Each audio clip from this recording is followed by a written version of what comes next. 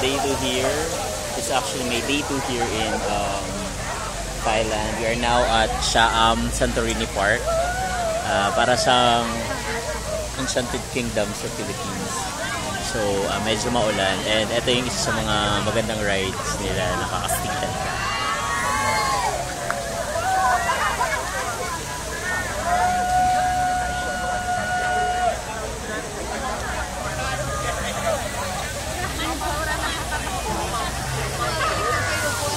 Okay, last day namin tomorrow. Then, Tuesday, balik Philippines na kami. But, galing ni God.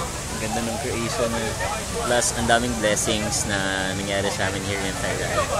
So, you need to visit this place, Siam Santorini Park. And also, isa sa mga nasa-suggest namin place is Pattaya, which is also of course, also in Thailand.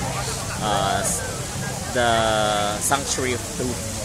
Napaka-mystical ng lugar niya. So, yun lang. Say hi! Vlog! Yay!